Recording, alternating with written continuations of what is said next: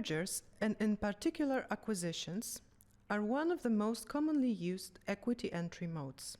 They enable companies to quickly gain position in new markets by acquiring facilities, production capacity, distribution channels, and others. In this knowledge clip, we are going to discuss details on the acquisition characteristics.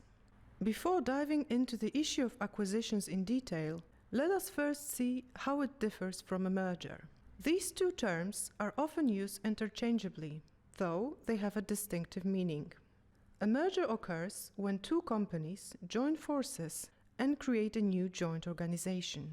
In effect, legally, we are dealing with a new entity with its own ownership and management structure. An acquisition is in reality a takeover. One company becomes part of the other as it is integrated. However, due to negative connotation, acquisitions are sometimes in practice referred to as mergers, even though they remain distinct processes.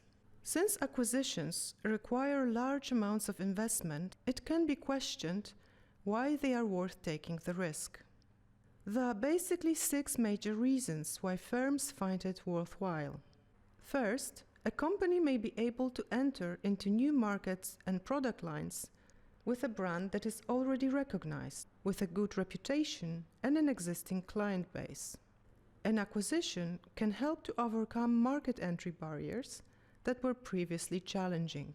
Second, acquisition is likely to quickly build market presence for a company, increasing its market share while reducing the competition's stronghold. Since it creates synergies, it should reduce the competitor capacity and level the playing field. Third, acquisitions generally succeed in generating cost efficiency through the implementation of economies of scale. This may also lead to tax gains and even to a revenue enhancement through market share gain. An acquisition is also a good way of gaining competencies and resources currently not held within the company. In some cases, accessing them otherwise, for instance through greenfield market access, can prove inefficient due to the legal, political, or other restrictions. Much as with the access to resources and competencies, companies also gain the expertise and know-how of in-company experts. Additionally, as they grow bigger, their access to external funding becomes easier. Finally, synergies may arise for several reasons, such as cost savings due to operational efficiency or revenue increase due to more productive use of assets. They can be achieved in areas such as shared information technology, supply chain management, sales and marketing, research and development, and human resource management.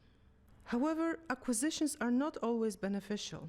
There are drawbacks that may cause their efficiency to drop. First, the integration of the acquired organization can bring a number of challenges. Clash of company cultures can erupt, and activities of the old organizations may not mesh as well as anticipated when forming the newly combined entity. Employees may resent the acquisition, and undercurrents of anxiety and anger can make integration challenging. Second, the companies involved in the acquisition may have distinct objectives, since previously they have operated individually. For instance, one company may intend to expand into new markets, but the acquired company may be looking to cut costs. This can bring resistance within the acquisition that can undermine efforts being made. An acquisition may also hurt the image of the company or damage the existing brand. An evaluation of whether the existing brands should be kept separate should be done before the deal is made. Acquisitions may lead to employees duplicating each other's duties. When similar businesses combine, there may be cases where departments or employees perform the same activities. This can increase costs on wages. Such transactions, therefore, often lead to reorganization and job cuts to maximize efficiencies. However, job cuts tend to reduce employee morale and lead to low individual productivity.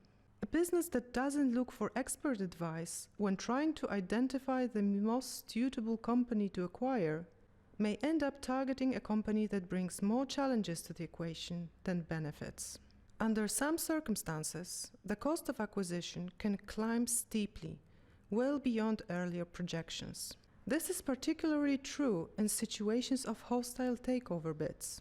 In some situations of runaway costs, the added value may not be enough to justify the costs and resources that went into making the acquisition happen.